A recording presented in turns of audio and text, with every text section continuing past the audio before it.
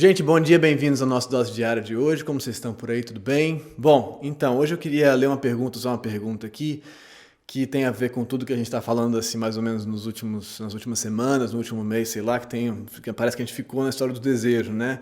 Que ela ganhou uma certa importância para mim aqui, para o diálogo mesmo, né? Para quem está me mandando as perguntas e tal.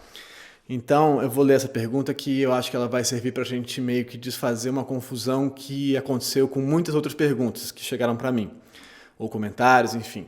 Uma confusão do que eu suponho ser uma confusão, né? Vou ler para vocês. Oi, Manu, boa noite. Estava pensando aqui. Como conseguir distinguir nossos sintomas dos nossos desejos? Quando observo minha vida, percebo que inúmeras vezes agi por sintoma, achando que fosse por desejo. Nossos sintomas são capazes de forjar nossos desejos. Tudo parece estar bem misturado, risos. Será possível separar uma coisa da outra? Muito obrigada. Bom, então vamos tentar falar sobre isso, porque algumas pessoas falam, não, mas você tem que descobrir o seu real desejo, o seu desejo real e tal, e isso eu acho que pode gerar uma outra camada de angústia, assim, peraí, mas eu não sei o que é e tal, que eu acho que não vale a pena, assim, na minha opinião. Então eu vou tentar falar um pouquinho sobre isso, assim, tá bom? Vamos lá.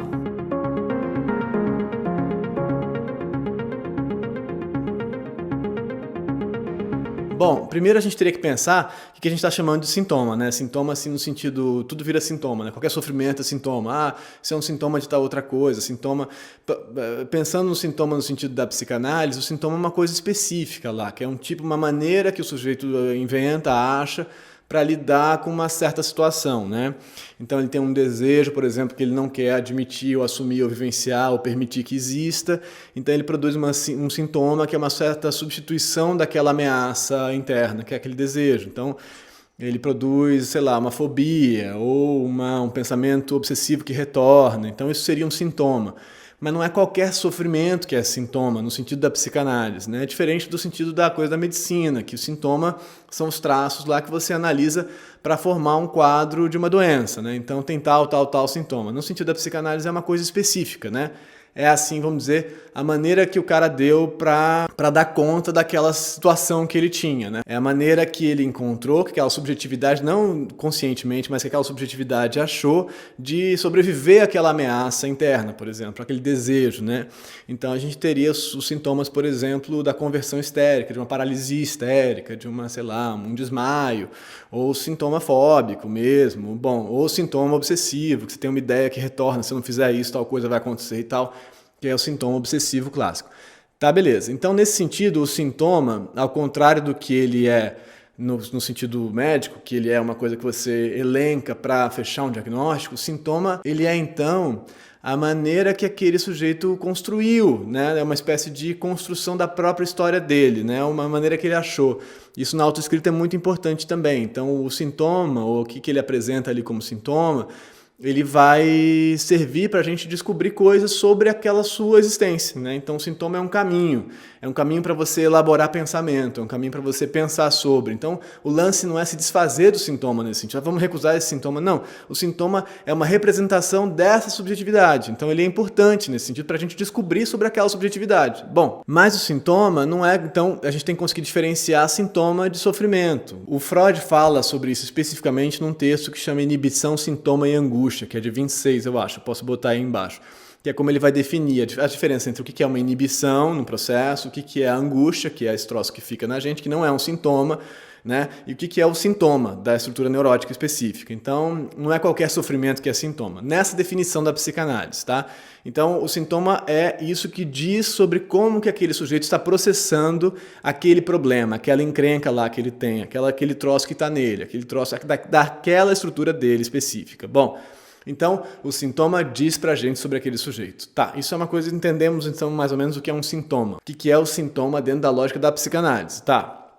E aí a gente tem que pensar sobre os desejos. Então eu estou confundindo desejo com sintoma. Aí a gente tem que entender o que é desejo, né? Para ver se a gente está confundindo desejo com sintoma.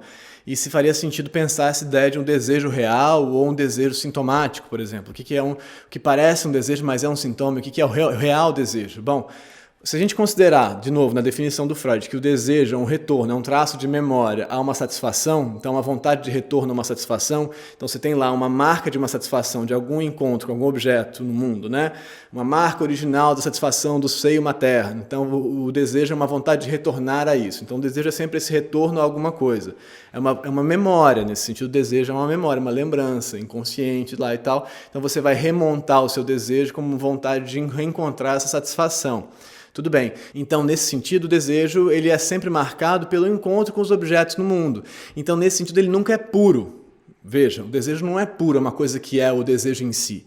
Ele é marcado por encontros. Assim como a sua subjetividade é construída, o seu eu é construído por esses encontros, você é mais ou menos uma resultante desses encontros que você teve ao longo da vida. Então, considerando que você seria mais ou menos isso, a tua estrutura básica, no sentido genético da coisa toda, e a decorrência dos encontros que essa estrutura, né, teve ao longo da vida e as identificações que esses encontros provocaram. Então, você é uma espécie de acumulado, grande acúmulo, grande resto desses encontros todos, dessas identificações todas que você teve com os objetos no mundo, né, com as pessoas no mundo. As identificações mais fortes sendo talvez as da infância, né, porque estão ali acontecendo num momento que você está mais aberto àquilo, né, então deixando marcas mais importantes e deixando marcas mais importantes então no seu desejo. Então, essas identificações que aconteceram na sua infância vão deixar modelos mais fortes na sua maneira de desejar. Então, o desejo ele é sempre uma decorrência, nesse sentido, dessa sua identificação anterior, desse encontro com esse objeto, uma vontade de retorno a esse objeto. Então, o desejo sempre vai ser pautado pela sua história. Né? Então o desejo ele é variável, então o desejo não é puro, isso é muito importante. Então o que é o meu real desejo? O seu desejo vai ser sempre marcado pela sua história, né? O seu desejo é marcado pelo seu percurso. Então nesse sentido também o desejo várias vezes caminha ou herda desses encontros a ambivalência desses encontros, né? Se o seu desejo então é marcado por encontros que você teve na infância, por relações com a sua mãe, com seu pai e tal, que você deseja retornar para essa satisfação que esses encontros trouxeram, ele também vai ser marcado pela ambivalência que esses encontros trouxeram, entende? Ele vai ser marcado pela falta, ele vai ser marcado talvez por alguma agressividade que havia também nessa satisfação, né? Esse encontro com esses objetos amorosos nesse sentido, né? Como a mãe e o pai, por exemplo, como a gente já falou aqui bastante, eles não são puros, né? Eles são marcados por sinais que vêm junto, como a gente fala muito na autoescrita também, por sinais ambivalentes, positivo e negativo. Então, aquele encontro com a sua mãe trazia também a marca da falta daquele encontro, né? Então, trazia a ameaça da perda, a ameaça da retirada. Então, aquele encontro é também uma situação Então, o encontro que é bom é também uma situação de ameaça, para algumas pessoas muito forte. Então, para algumas pessoas, o desejo vai apontar, o desejo mesmo vai apontar para uma situação de sofrimento. Então, para algumas pessoas, o desejo pode levar, a realização do desejo pode levar ao sofrimento também, junto com ele, né? Então, tantas vezes a gente experimenta noções de satisfação que não são puras, né? Que vêm com sofrimento. Então, o desejo também traz sofrimento, nesse sentido, entende? Não é só o sintoma que traz sofrimento. O sofrimento acontece de muitos jeitos, né? Inclusive no desejo. Quando eu falo que a gente tem que entender o nosso desejo, perceber o nosso desejo, não é entender no sentido de descobrir o nosso real desejo. É no sentido de entender como é que o nosso desejo se monta, como é que o nosso desejo opera, que marcas que ele traz com ele, que memórias de que relações com outros objetos que ele traz com ele, para que a gente não, então, esteja submetido totalmente ao sofrimento, por exemplo, que a sua modalidade de realização do desejo gera. Porque tantas vezes a gente então vai querer buscar repetições masoquistas pra gente, repetições de abandono pra gente, né? Porque isso está numa marca lá que volta pra gente, que retorna. Então isso é o seu desejo, mas ele vem com ele vem uma certa marca de sofrimento. Nesse sentido, dá para entender? Assim, ele traz com ele uma ambivalência. Ou então você carrega um desejo de abandonar, né? Que é uma outra versão da história, por exemplo, né? Um desejo de agredir, né? Um desejo de fazer mal e tal. Então, não é assim, vamos descobrir o real desejo, a gente está liberado, então. Não, porque o desejo ele não é então uma coisa que está aí monolítica, pura e tal. Ele é carregado de sinais ambíguos, ambivalentes e trocados. Então, separamos aqui a ideia de sintoma é essa coisa específica, mas não dá para necessariamente separar a ideia de desejo da ideia de sofrimento. Isso não é assim. Então, muitas vezes, por exemplo, você tem uma culpabilização de uma realização do seu desejo. Então, você sente culpa por se satisfazer, né? Por quê? A gente tem que entender por quê. O que isso traz em você? Porque em função da culpa, da satisfação, você pode produzir uma agressividade em relação a essa culpa. Isso acontece. Então, você abandona em função de uma culpa, por exemplo. Estou dando um exemplo, né? Então, você abandona em função de uma culpa. Então temos que entender, perceber esse desejo, processar esse desejo, essa montagem específica desse desejo em você, para entender por que ele é sempre acompanhado de sofrimento, né? Por que o seu desejo vem junto com o sofrimento?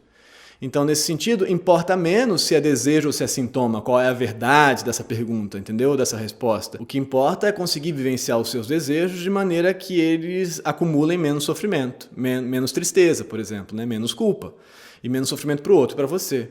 Então não descobrir o seu real desejo, mas descobrir como que o seu desejo opera, que memórias que ele traz com ele, que experiências que ele traz com ele, que identificações antigas que ele carrega com ele e que ele busca repetir, né? Que ele cai num certo retorno a essa identificação, que muitas vezes não é boa, que vem de uma relação lá de trás que não foi bacana, que foi de uma ambivalência dura para você, que gerou sofrimento para você, e ainda assim você busca repetir, porque a sua recordação é que a satisfação vem daí, né? Você está fixado nesse momento, você volta para ele. Então aí é todo o processo de entendimento da sua historiografia. E tantas vezes, então, a gente monta sintomas, a gente então constrói sintomas inconscientemente, por exemplo, de fobias, ou sei lá, ou de ideias obsessivas, justamente para não lidar com essa formação desse desejo, que te ameaça, porque retorna uma coisa com a qual você não quer voltar. Né? Ele traz notícia de uma coisa que você não quer olhar, por exemplo, né? A sua montagem de desejo. Você não quer olhar para aquilo, então você faz um sintoma. E aí você faz um sintoma específico. E aí, nesse sentido, o sintoma é maravilhoso, a gente não tem que recusar ele, a gente tem que entender nesse sujeito como é que ele opera, porque ele faz a gente poder voltar para entender de que formação que ele está falando, de que desejo que ele dá notícia, no lugar de qual desejo que ele entra. Então, esse sintoma está no lugar de tal realização de tal desejo. Por quê? Como é? Então vamos reconstruir essa história, vamos voltar atrás, ou vamos ir para frente, ou vamos imaginar, o que seja. Mas o sintoma, ele faz parte dessa mitologia específica desse sujeito, entendeu? Que a gente não tem que simplesmente recusar esse sintoma. O sintoma, então, ele diz pra gente sobre o desejo, mas isso não quer dizer que o desejo não tenha sofrimento. O desejo tem sim sofrimento nele tantas vezes, a realização do desejo tem sofrimento sim, ou gera sofrimento, uma realização de desejo sádico, por exemplo, vai gerar sofrimento, mas é o seu desejo real? Não, é uma repetição, é uma busca por uma satisfação, uma memória de uma satisfação que tinha um modelo sádico, por exemplo, que tinha uma reação sádica nela, na história, então de fazer mal a... Né? Então tem o desejo disso. Vamos entender por que ele opera assim, por que esse desejo se monta assim, de onde vem isso. Então... eu acho que é importante para a gente tentar sair da ideia de qual é o meu real desejo, porque isso não leva a gente a lugares simples, não existe desejo irreal nesse sentido, entendeu? Não existe desejo falso, né? Existem montagens e construções de desejo, que, por exemplo, podem se juntar com noções ideais, então com narrativas. Então, por exemplo, essa montagem desse desejo numa outra modalidade, ela pode se conectar com uma ideia lá que está num ideal seu, narrativo e coisas e tal, e que você persegue, mas você nem sabe muito bem por que você persegue. E aí a gente tem que entender por que esse ideal é tão potente para você, por exemplo, se casar. Não? Então eu quero me casar, eu preciso me casar porque isso vai me resolver, o meu desejo é me casar. Por quê? Você está querendo refazer o que com isso? De onde que vem essa narrativa? De onde que vem essa ideia? Que ideal é esse? Como é que ele opera? Então são muitas variáveis para a gente ir olhando. E a gente não vai dizer isso, isso, isso e vai resolver. Então esse é sintoma, esse é desejo, estou resolvido. Não é assim, né? Todos esses modelos servem para a gente pensar, para a gente olhar para a gente. Espero ter clareado um pouco a situação, né?